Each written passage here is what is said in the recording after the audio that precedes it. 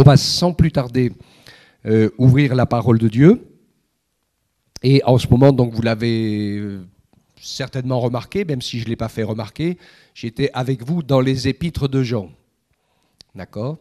Donc on a partagé quelques messages sur la première épître de Jean. On en a partagé un dimanche dernier sur la deuxième épître, qui était assez clair, je pense, et qui nous mettait en évidence la réalité indissociable de l'amour de Dieu et de la vérité de Dieu. Que les choses, bien sûr, marchent ensemble et que son amour, à lui, il est conforme à sa nature et à sa personne, qui, dans sa nature et dans sa personne, est exempte de péché. Et son amour est tellement grand, je ne vous dis pas le grand écart phénoménal, il n'y a que Dieu qui pouvait faire ça, de pouvoir venir envoyer Jésus, la parole qui s'est fait chair et qui est venu pour prendre sur lui. Lui est venu sans péché, il est venu pour prendre nos péchés et les expier afin de nous délivrer de la condamnation irrémédiable qui planait sur nous. Quelle grâce incroyable, incroyable. Ça, c'est la vérité de Dieu. Il y a un seul sauveur, c'est Jésus. Un seul médiateur entre Dieu et les hommes, c'est Jésus-Christ, homme. Les hommes, ils aiment bien rajouter d'autres choses, d'autres médiateurs, d'autres intermédiaires, d'autres prophètes, leurs autres vérités. Mais je pense qu'on peut sans problème dire qu'avant que la vérité soit un dogme et une doctrine, la vérité est une personne. Et Jésus a dit, je suis le chemin, la vérité, la vie, nul ne vient au Père que par moi. Et ça, c'est vraiment une parole merveilleuse et extraordinaire. Alors aujourd'hui, nous allons voir encore l'association de deux mots dans la troisième épître de Jean. Elle n'est pas très très longue, nous allons avoir l'occasion de lire ensemble au fur et à mesure du message ce texte de l'Écriture qui, dans cette partie, dans cette épître, va aussi lier l'amour de Dieu, mais il va lier cet amour à la fidélité cette fois.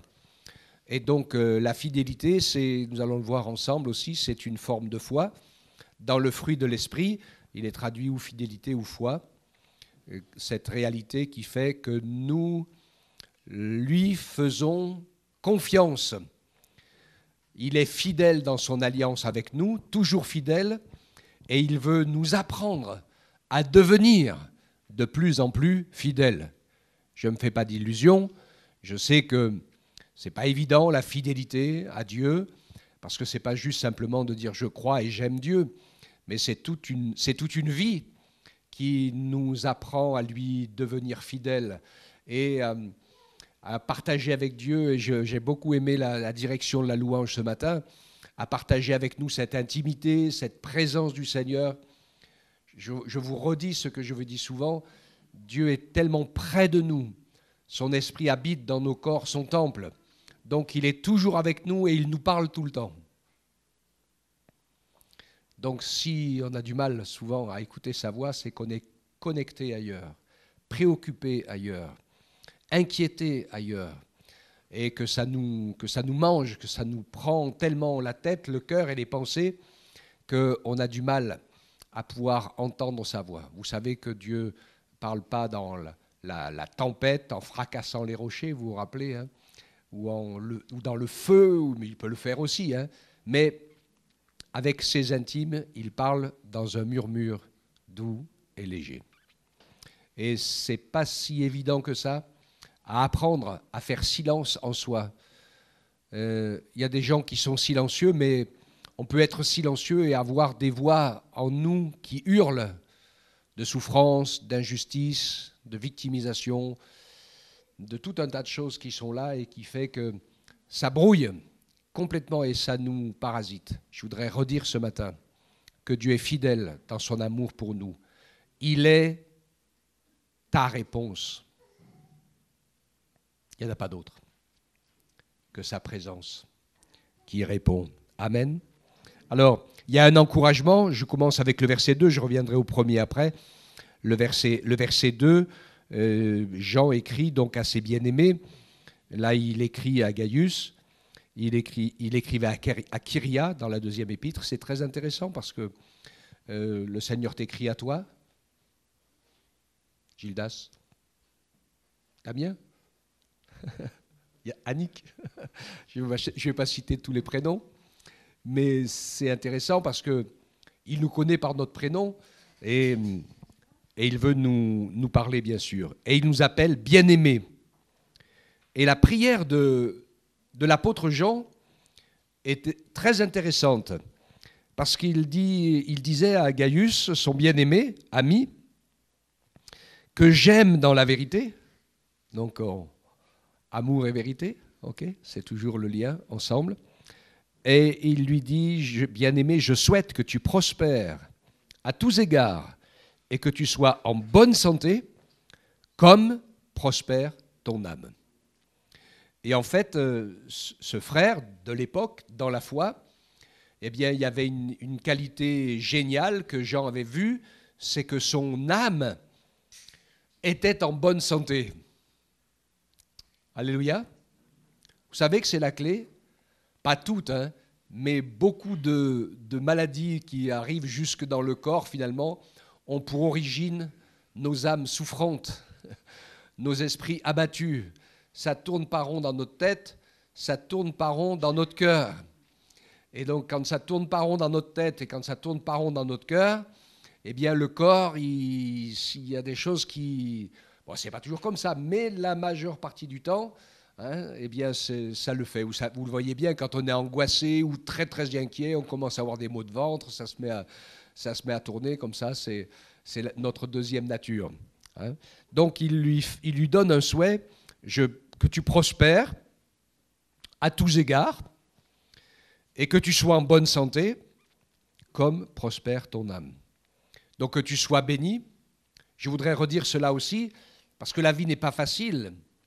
Il y a toutes sortes de chemins, pas évidents, mais une chose est sûre, c'est que Dieu veut le meilleur pour chacun d'entre nous. Même si parfois, il faut passer par la vallée des larmes, des souffrances et de l'épreuve. Vous savez, je vous l'ai expliqué, hein, Jésus, il en est le summum. Il est passé par la souffrance la plus extrême, jusqu'à la mort, mais il a remporté la victoire la plus belle et la plus extraordinaire. Il a triomphé de la mort. Amen. Et Dieu n'a pas dit qu'il va nous épargner les épreuves, qu'il va nous épargner les difficultés, les luttes, les combats, etc., mais qu'il est avec nous.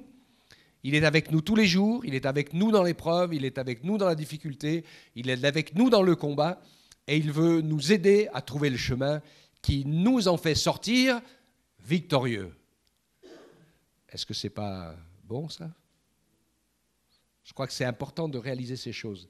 Parce que sur le chemin victorieux, dans les épreuves, dans les difficultés, on va apprendre une multitude de choses qui sont fondamentales, essentielles pour notre future éternité. Parce que tout a pour objectif, en Dieu, notre future éternité. Nous allons passer l'éternité en tant qu'épouse de Jésus-Christ avec un Dieu saint. Le Père est saint, le Fils est saint, le Saint-Esprit est saint. Vous savez, nous, on a inventé dans nos cantiques et dans nos chants et dans nos paroles, on a inventé 3 fois saint. Dans les religions, ils le disent. Mais dans le texte de la Bible, ils ne le disent pas. Parce qu'on ne peut pas être 3 fois moins saint ou 3 fois plus saint. Ou tu es saint ou tu ne l'es pas. Hein. Si tu es saint, tu l'es. D'accord? Si tu as de l'eau stérile sans microbes, c'est 0 microbe, donc l'eau est stérile, elle est saine. Voilà, elle n'est pas 3 fois saine. Ok? Et pourquoi c'est dit comme ça dans l'Écriture? C'est dit Saint, Saint, Saint est l'Éternel des armées. C'est bien sûr à cause de sa nature, Père, Fils et Esprit. Alléluia. D'ailleurs, dans l'Ancien Testament, vous le savez, quand on lit les textes, la majorité des textes, quand il appelle Dieu, pas tous, mais à plusieurs endroits, il dit Elohim. On sait que c'est un pluriel. Et nous, les Occidentaux, souvent, nous disons, nous croyons en un seul Dieu. Mais les Juifs, ils ne disent pas ça. Eux, ils disent, nous croyons que Dieu est un. Il y a une nuance hein, entre nous croyons en un seul Dieu ou nous croyons que Dieu est un. Et Shema Israël, Adoshem Elokeinu, Adoshem Ehad, la prière, c'est notre Dieu est un. Alléluia. Alors, la prospérité de notre âme, c'est notre relation, bien sûr, avec Dieu, on va le voir. C'est notre relation dans l'amour fraternel, c'est notre relation avec notre assemblée et le service de Dieu. La bonne santé physique, la bonne santé spirituelle et le fait de la réussite de Dieu, ce n'est pas forcément de devenir riche ou quoi que ce soit. Il y en a certains, Dieu les conduit dans ce chemin. Vous savez ce que c'est la réussite dans notre vie? C'est d'être au bon endroit, au bon moment, avec les bonnes personnes. C'est ça la réussite, pour pouvoir ainsi accomplir le service du Seigneur. Alors, cette bonne santé. Donc, Gaius, le bien-aimé que j'aime dans la vérité, je souhaite que tu prospères à tous égards, que tu sois en bonne santé, comme prospère ton âme. Et je me suis beaucoup réjoui lorsque des frères sont arrivés et ont rendu témoignage de la vérité qui est en toi, de la manière dont tu marches dans la vérité. Je n'ai pas de plus grande joie que d'entendre dire que de mes enfants qu'ils marchent dans la vérité. Alors, comment on peut faire des progrès en marchant dans la vérité ? C'est très simple. Il faut que nos paroles et nos actes soient conformes à ce que l'on croit. Et je crois que c'est très important. Moi, j'ai été touché dans cette lecture parce que vous allez voir qu'il parle de quelque chose de concret, prendre soin des missionnaires et des ministères qui voyagent, qui ont tout laissé, qui ont tout abandonné, des gens qui... Peut-être certains ont aussi été persécutés. Vous savez qu'à cette époque, la persécution était sévère. Donc, d'accueillir ceux qui étaient en déplacement, et qui avaient peut-être tout laissé, ou ceux qui avaient tout perdu, et de les accueillir de manière concrète, pratique, avec amour, et en faisant attention qu'ils aient pourvu, que soit pourvu au minimum de leurs besoins. Je sais que beaucoup de personnes sont très spirituelles, à mon goût trop, parce que tout est prière, théologie, lecture de la Bible, mais rien ne se transforme en acte concret. Et la foi, elle se voit dans les actes. C'est comme dans le couple. Tu dis que tu m'aimes, c'est bien. Prouve-le. Et vous savez que les mots, ce n'est pas suffisant pour prouver. Bon, ok. Je passe à autre chose. Mais dans l'amour de Dieu, c'est la même chose aussi. C'est la même réalité. Le fait qu'on prenne du temps pour le servir ensemble, parce qu'on pourrait bien le servir tout seul, chez soi, hein, mais qu'on donne de nos biens pour pouvoir faire avancer l'œuvre de Dieu, soutenir l'œuvre de Dieu, qu'on prenne du temps dans nos prières pour prier pour les autres. Et c'est pour ça que c'est important, quand on peut se réunir à quelques-uns, on prie pour les besoins des uns et des autres, et on apprend à prier avec équilibre, avec sagesse. Je crois que dans la prière, il y a trois parts incompressibles dans la prière, qui est la première, l'adoration, la reconnaissance et les remerciements à Dieu.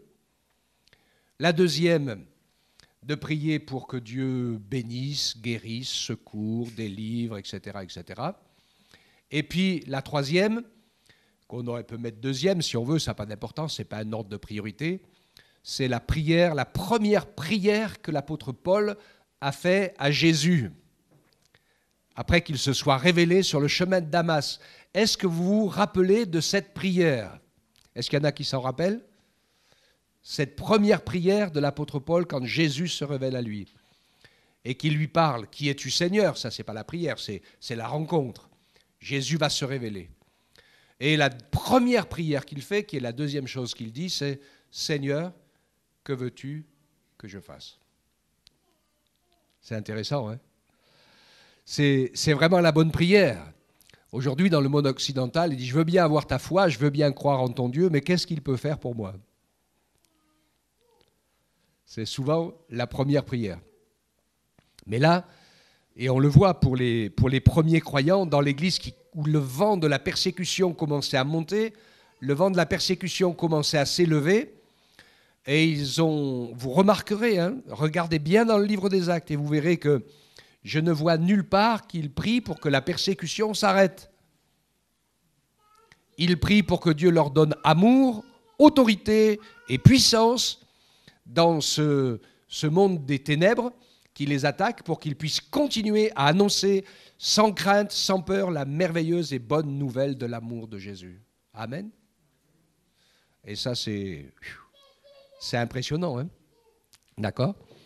Donc, que nous soyons en bonne santé, c'est essentiel. Que notre âme soit en bonne santé parce que nous sommes en paix avec Jésus. Votre âme est en bonne santé, mon âme est en bonne santé si je suis en paix avec Jésus et en paix avec moi-même. Des fois, on a des problèmes un peu parce qu'on a gardé un peu l'esprit religieux, on a l'impression d'être quelqu'un de bien dans la foi quand on fait quelque chose et quand les autres nous voient faire quelque chose. Mais notre amour pour Jésus et notre foi en lui doit être complètement détaché de ce que l'on fait ou de ce que l'on ne fait pas. Je pense que ça, c'est vraiment essentiel. Que nous puissions ainsi être attachés à l'amour de Jésus, à sa personne. Il nous a fait grâce. Nous étions des pécheurs, nous ne savions rien faire de bien. Tout ce qui se passait n'était pas bien. Et Dieu nous a sauvés de cela, de cette vaine manière de vivre. Il nous a donné une nouvelle manière de vivre. Donc nous n'avons aucun mérite. S'il nous avait laissé livrer à nous-mêmes, eh bien nous serions tout droit dans la perdition. Mais il est venu nous sauver. Et tout va changer à partir du moment où nous allons devenir sensibles à l'action, à la pensée et à la parole de son esprit. Nous laisser conduire par lui. Et c'est là où les choses vont pouvoir être changées. Donc, la fidélité à Dieu dans l'amour de la vérité. Je voudrais extraire 2 versets de 1 Timothée, chapitre 1er, verset 5, qui dit « Le but de cette recommandation, c'est un amour qui vient d'un cœur pur, d'une bonne conscience et d'une foi sans hypocrisie. » Et 1 Timothée 1, 19, « En gardant la foi et une bonne conscience, il parlait du service et de la marche avec Dieu, il dit cette conscience, il y en a quelques-uns qui l'ont abandonnée et ils ont ainsi fait naufrage en ce qui concerne la foi. » L'amour et la vérité, l'amour et la fidélité sont les 2 clés, ou les 3 si vous voulez, qui nous permettent de rester attachés à la vérité de la parole. Si on devient orgueilleux, si on n'écoute plus les autres, si on n'est pas prêt à se remettre à question, à se laisser former, éduquer par la parole, eh bien on risque de se perdre. On est déjà sur le chemin où on perd ses repères et où on se croit tout seul dans la vérité parce qu'on se compare à soi-même. L'apôtre Paul le disait, il y en avait déjà à son époque des gens qui se comparaient à eux-mêmes ou se comparaient aux autres. Vous savez à qui nous devons nous comparer? Il y a un seul à qui nous devons nous comparer. C'est Jésus. C'est lui le modèle. Tant que nous n'avons pas atteint le modèle, alors il y a toujours du travail à faire. Il faut être vrai avec Dieu, vrai avec soi, vrai avec les autres. Ces 3 éléments sont d'égale valeur. S'il y a défaut dans l'un des 3, alors les 3 sont en défaut. Je vous la refais. Vrai avec Dieu, vrai avec soi, vrai avec les autres. Les 3 sont d'égale valeur. Si l'un des 3 est en défaut, alors les 3 sont en défaut. Je vais vous citer le verset de Jean qui nous parle de ça. Et qui nous dit, il nous parle de l'amour de Dieu. Celui qui dit qu'il aime Dieu, qu'il ne voit pas, et qui n'aime pas son frère qu'il voit, se ment à lui-même. Comment peux-tu aimer Dieu que tu ne vois pas si tu n'aimes pas ton frère que tu vois? Alors il y a des fois, des frères ou des sœurs sont difficiles à aimer, je reconnais, hein, et qu'on peut se retrouver en difficulté. Moi, ça m'est arrivé de me retrouver en difficulté, dire « Seigneur, donne-moi de l'amour pour un tel ou un tel ». Mais l'important dans cette prière, c'est d'être dans la vérité, que ce soit une prière vraie et sincère. Et si le Seigneur nous voit vrai et sincère, il va nous aider. Il va nous aider à franchir la difficulté. Donc, fidèle à Dieu dans l'amour de la vérité. Agir fidèlement dans son appel, dans son service. Bien-aimé, tu as agi fidèlement, verset 5, dans tout ce que tu fais pour les frères, même pour les étrangers. Ils ont rendu témoignage de ton amour devant l'Église. Tu feras bien de pourvoir à leur voyage d'une manière digne de Dieu, car c'est pour le nom du Seigneur qu'ils sont partis. Sans rien recevoir des païens, nous devons accueillir de tels hommes afin d'être ouvriers avec eux pour la vérité. Amen. Donc vrai dans son appel et dans son service. On voyait avec les ados hier qu'on a tous reçu des talents de la part du Seigneur, qu'il y a une multitude de manières de servir Dieu, qu'on peut, et certainement souvent on a plusieurs talents, on n'en a pas qu'un, et on peut être professionnel sur un des talents et amateur sur un autre. C'est pas un problème. Faites comme Yann, il est professionnel dans l'enseignement et amateur dans la musique, mais ça va, amateur comme ça. Ça serait bien, hein. Il y en a pas mal qui l'envieraient. Ou plein d'autres comme ça. Donc, faut pas s'inquiéter. L'important, c'est de pouvoir faire ce que notre main trouve à faire. Le Seigneur va nous ouvrir des portes et nous fermer des portes. Et il faut pouvoir être prêt à le servir. Je dis, faisons attention de ne pas vivre un évangile, je le dis souvent, ça, un évangile désincarné, qui est très, très spirituel, mais qui n'a rien qui se passe dans le concret, dans la vie de tous les jours. D'accord ? Donc, il reconnaît la fidélité de Gaius, sa bonne santé spirituelle, dans le fait qu'il est à l'œuvre pour le bien de l'œuvre de Dieu et de ceux qui sont aussi à l'œuvre dans l'œuvre de Dieu. Il voit ce qu'il y a à faire, il agit avec vérité, c'est concret, c'est précis, et ça c'est formidable. Alors dans la vie spirituelle pratique, bien sûr, il y a la prière, la lecture de la parole, oui, le culte de l'assemblée, oui, mais pas que. Faire tous ces efforts possibles pour vivre une foi incarnée dans les réalités et les besoins pratiques. Et donc il y a plein de choses à faire. Il y a des gens ici dans l'Église qui sont au service avec un service qui ne se voit pas. Vous prenez le trésorier ou les trésoriers, mais on en a deux, de l'Église, ou les secrétaires. Ce service ne se voit pratiquement pas, sauf au jour de l'Assemblée générale, quand ils rendent des comptes devant tout le monde et qu'ils écrivent les comptes rendus. Mais c'est du boulot. C'est du boulot. Hein, celui qui fait la trésorerie de l'Église, c'est 4 à 5 heures par semaine. Et encore, c'est une petite assemblée. Mais c'est tellement compliqué aujourd'hui parce que tout est informatisé. Donc il faut travailler avec les cabinets comptables, etc. etc. Donc c'est du boulot.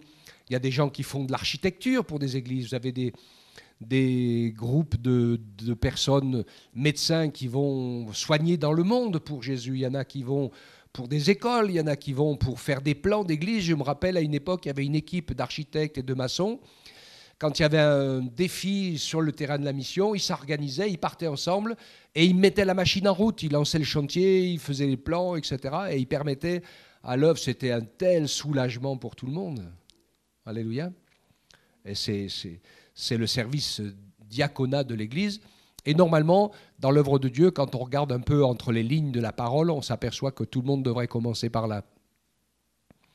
Et que si on est fidèle dans le diaconat, dans les choses pratiques, toutes simples et efficaces, toutes les choses qui ne se voient que quand on ne les fait pas, vous voyez ce que ça veut dire ? Parce que si on ne fait pas le ménage pendant plusieurs dimanches, ça va se voir. Okay ? Il y a plein d'autres choses qui ne se voient pas quand tout fonctionne bien, mais qui se voient au bout d'un moment quand il y a du laisser aller. Il n'y a pas de petits services pour Dieu, il n'y a pas de petites tâches, il n'y a pas de petites œuvres, il n'y a pas de petits appels. Et on sait que Philippe, l'évangéliste, il a commencé comme comptable et trésorier de l'Église. Je vous l'ai dit, vous vous rappelez, quand il est dit qu'ils ont été nommés pour servir aux tables, vous comprenez bien que ce n'est pas eux qui coupaient les carottes, les poireaux, et qui faisaient la cuisine pour 5000 personnes, parce que ça, c'était quasi impossible à faire, mais que l'Église, la naissante, la première, avait décidé dans sa majorité de ses membres de tout vendre et de tout mettre en commun, et donc il y avait une grosse gestion financière à mener, et c'est ainsi que nous on dit les banques, dans la Bible il disait les tables. Et c'est ces tables-là que Jésus a renversées dans le temple, les temples des changeurs de monnaie, qui faisaient de l'argent, ils faisaient du profit, Ils avaient inventé un truc super sympa, c'était très intéressant, de garder la monnaie du temple dans le temple, donc ce qui fait qu'ils changeaient la monnaie, ils prenaient la commission au passage. Et donc, des fois, il dit, quand on met une bibliothèque, quand on met des choses comme ça dans l'église, il dit « Oh, vous faites les marchands du temple ». Ça n'a rien à voir. Dans les marchands du temple, il y avait des animaux. C'était écrit dans la loi qu'ils avaient le droit de vendre leurs animaux qu'ils amenaient à sacrifice quand ils amenaient très loin, de prendre de l'argent, d'arriver avec l'argent, et quand ils étaient au temple, avec cet argent, ils rachetaient les animaux, tout ce qu'il fallait pour les offrir en sacrifice. Donc il n'y avait pas de problème avec ça. Là où il y a un problème, c'est quand on fait de l'argent sur le dos de Dieu. C'est là où il y a un problème. Quand on se sert des choses de Dieu pour s'enrichir. Et donc là, c'est une autre histoire. OK ? C'est ça, les marchands du temple. Alors, agir fidèlement dans notre appel, dans notre service, dans les talents que nous avons reçus, dans la vie spirituelle pratique, spirituelle, avec les choses de Dieu, sa parole, la lecture, la vie de l'Église, et puis dans ce que l'on peut bien sûr aussi accomplir, ce que ta main trouve à faire, fais-le. Agir fidèlement dans son amour pour son prochain avant son amour propre. Verset 9. J'ai écrit quelques mots à l'Église, mais Diotrephe, qui aime à être le premier parmi eux, ne nous reçoit pas. C'est pourquoi si je viens, je rappellerai les actes qu'il commet en répandant contre nous des paroles mauvaises. Non content de cela, lui-même ne reçoit pas les frères, et ceux qui voudraient le faire, il les en empêche et il les chasse de l'Église. Alors il y a juste deux chemins pour vivre l'Église et pour vivre le service de Dieu. Ou on sert Dieu, ou on se sert de Dieu. Pour arriver à ses propres fins. D'accord ? C'est les deux états d'esprit, les deux mentalités. C'est pour ça que Jésus disait, ce n'est pas tous ceux qui disent Seigneur, Seigneur qui entreront dans le royaume des cieux. Vous vous rappelez de ce texte ? Il y en a qui diront, on a fait des miracles, on a prophétisé, on a marché dans les rues, on a fait tout ci, tout ça avec toi. Et Jésus leur dit, je ne vous connais pas. Parce que c'est des personnes qui se sont servies de Dieu, de sa puissance, de son esprit, pour se glorifier, pour faire quelque chose, pour montrer qu'ils étaient quelqu'un.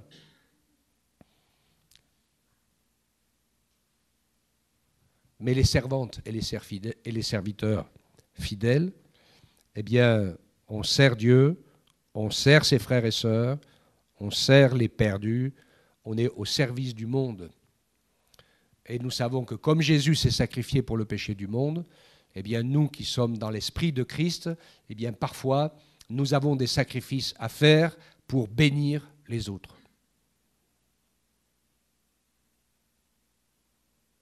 Alléluia. Eh bien, c'est vraiment ce bon état d'esprit. Donc, agir fidèlement dans son amour et son service fraternel.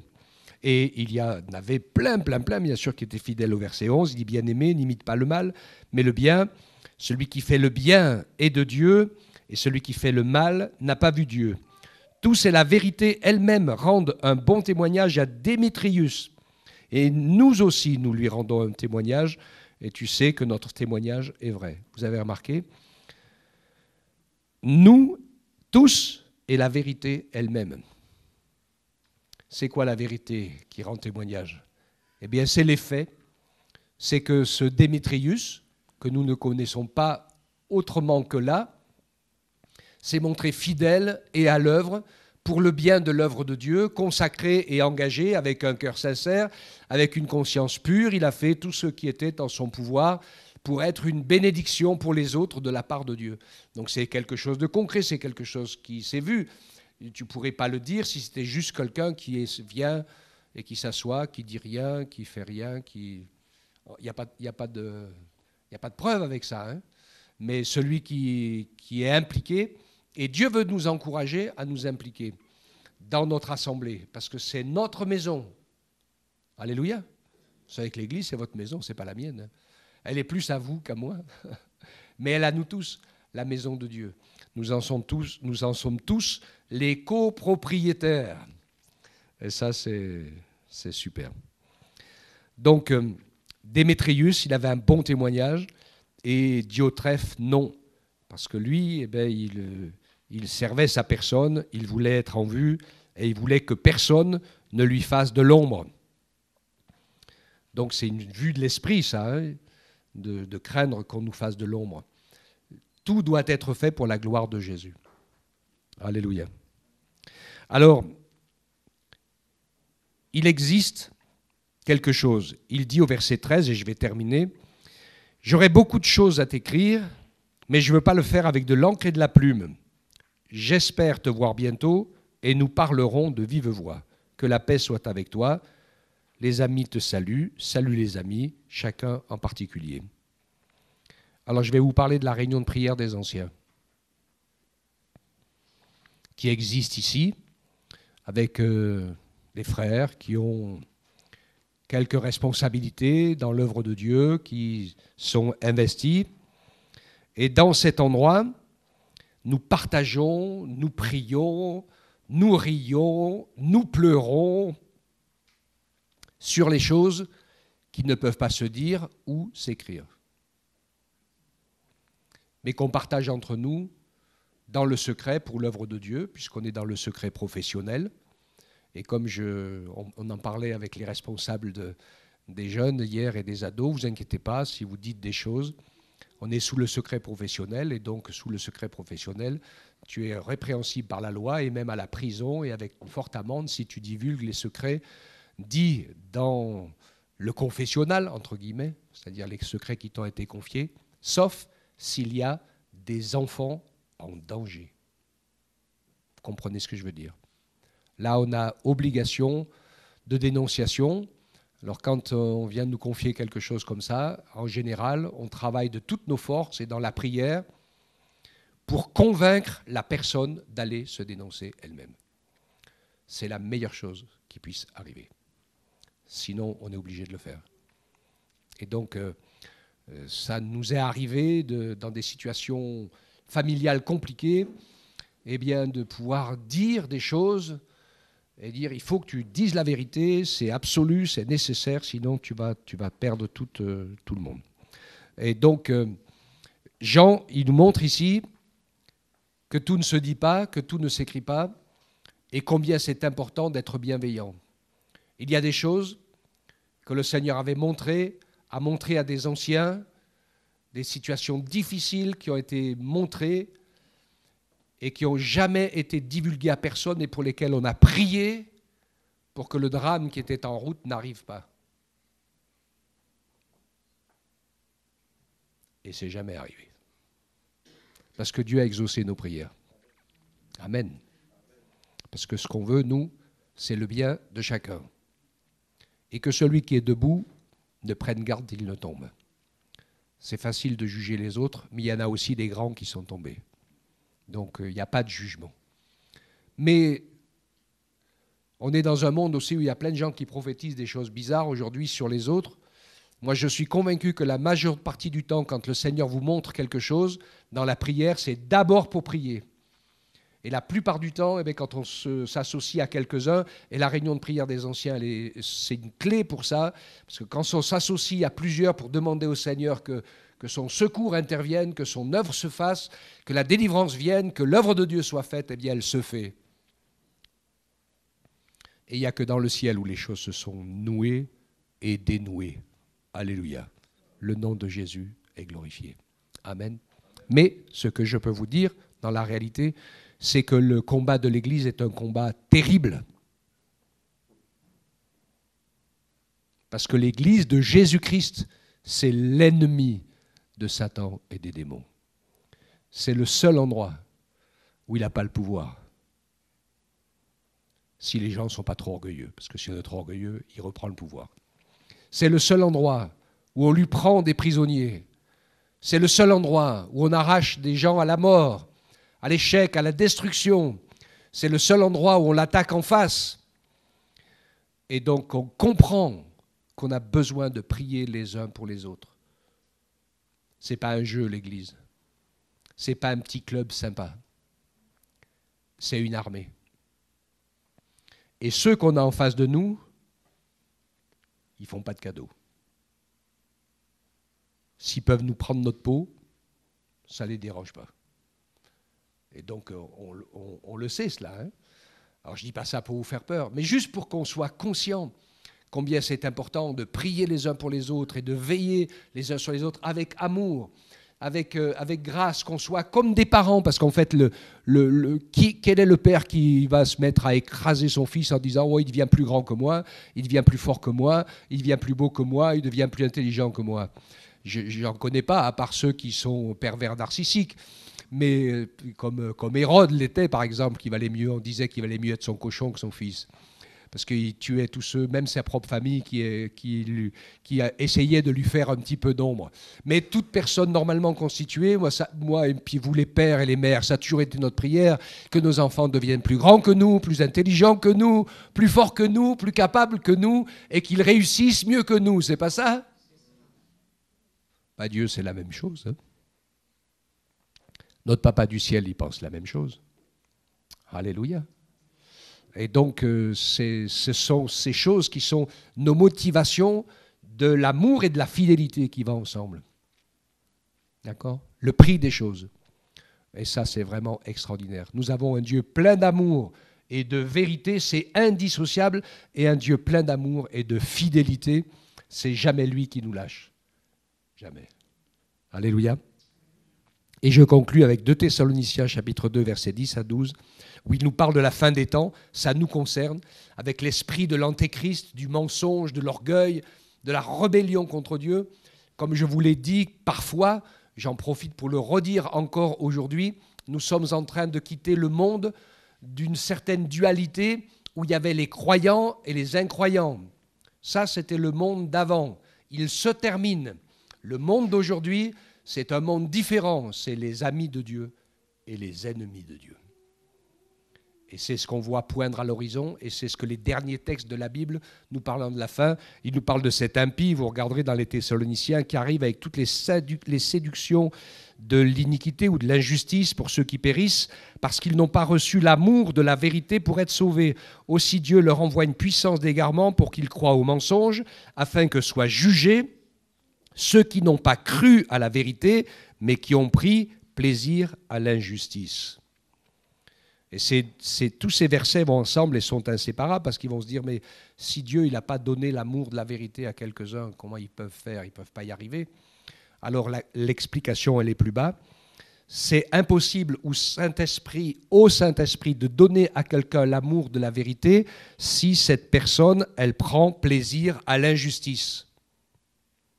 C'est moi, je, au centre, ma petite personne, quoi qu'il arrive. Ou comme dit d'une autre manière, dans les temps de la fin, aimant le plaisir plus que Dieu. Ça fait partie de ces choses-là. D'accord? Donc quand on prend plaisir à l'injustice, c'est impossible que le Saint-Esprit réussisse, parce que le Saint-Esprit est l'esprit de vérité. Et ce qui est injuste n'est pas la vérité. On est bien d'accord? La justice, ce n'est pas la vérité. Et donc, à partir du moment où on rejette la vérité, où on ne prend soin que de soi-même et on filtre tout par sa propre personne, sans donner à la parole de Dieu son autorité et sa place. On l'entend beaucoup dans les discours, même des gens qui disent la Bible. Oui, moi je crois que, moi je pense que. Est-ce que Jésus parlait comme ça? Jésus, il ne parlait pas comme ça. Hein. Il disait, il est écrit. Il ne disait pas « je crois que, je pense que », alors que pourtant il aurait pu le dire, parce qu'il est la parole. Donc il ne se serait pas trompé en le disant. Mais comme il a toujours été l'exemple infaillible pour nous dans toutes les situations, quelles qu'elles soient, alors pour nous donner le bon chemin et la bonne réponse, il dit « il est écrit ». Mon frère, ma sœur, mon ami, sache qu'il y a un seul livre au monde qui fait autorité en matière de vérité. C'est la Bible. Tout le reste n'est que broderie, poèmes, racontages et mensonges et fausses doctrines des hommes. Alléluia. Ta parole est la vérité. Sanctifie-les par ta vérité. Ta parole est la vérité. Et donc, si la Bible te dit quelque chose qui te déplaît un peu, et qui te contrarie, qui te froisse un petit peu, c'est elle qui a raison, c'est pas toi. ou moi. Je me parle et je vous parle en même temps à moi. Hein, parce que des fois, on voit des choses, on dit, ça nous froisse un peu, mais ça a le droit. Hein. C'est réel, parce que le Saint-Esprit va montrer les choses qui doivent être défroissées. Il va passer le fer à repasser. C'est un peu chaud parfois, mais il va effacer les plis, les faux plis dans les habits. Hein. Écoutons le Seigneur. Ne prenons pas plaisir à l'injustice, mais laissons-nous toucher par l'amour de la vérité. Cet amour de la vérité qui est extérieur à nous, qui est plus grand que nous, qui a autorité sur nous. C'est à nous de la lui donner, parce que Dieu nous respecte tellement qu'il ne prend jamais de force. Hein. Mais c'est à nous de donner à Dieu l'autorité. Personne ne pourra le faire à notre place. C'est à nous de donner à Dieu, à la parole de Dieu, l'autorité. C'est à nous de décider que Dieu est plus grand que nous. C'est à nous de décider de marcher dans les voies du Seigneur. C'est à nous de décider d'avancer humblement. C'est à nous de pouvoir associer la fidélité à la vérité, d'associer l'amour à la vérité. Je réfléchissais au message de dimanche dernier. Hein, toutes les décisions sont en nous, elles sont dans notre cœur. Et si nous le prenons, alors le Saint-Esprit se réjouit d'habiter en nous, de travailler en nous, de nous parler, de nous dire des belles petites choses, des moyennes choses, et parfois de grandes choses. Et ça, c'est formidable. Hein. Ça nous permet d'écouter sa voix. Seigneur, parle-moi. Jésus, parle-nous. Apprends-nous à écouter ta voix. Que ta voix douce, respectueuse, humble, pleine de lumière et de vérité, soit la chose qui soit la plus importante pour nous. Et tu nous aides, Seigneur, à avancer dans tes voies avec fidélité. Aussi, amour et fidélité. Merci de ta grâce. Merci de nous encourager sur ce chemin qui n'est pas facile, parce que dans ce monde, l'esprit de ce monde s'est fait tout ce que tu as envie. Profite de la vie, profite de tout, pense qu'à toi, tu le vaux bien. Mais ça, ce n'est pas l'esprit de Jésus, ce n'est pas l'esprit de la croix, ce n'est pas l'esprit de la vérité, ce n'est pas l'esprit de la fidélité. Que nous soyons trouvés fidèles, comme Dieu est fidèle, dans notre marche avec lui. N'enterrons pas nos talents, soyons fidèles avec nos talents. Le Seigneur t'a donné des capacités, tu peux faire quelque chose. Il y a sûrement quelque chose que tu peux faire pour Dieu que les autres ne peuvent pas faire. Fais-le. Ne le garde pas pour toi. Alléluia. Soyez bénis. Que le Seigneur renouvelle vos forces.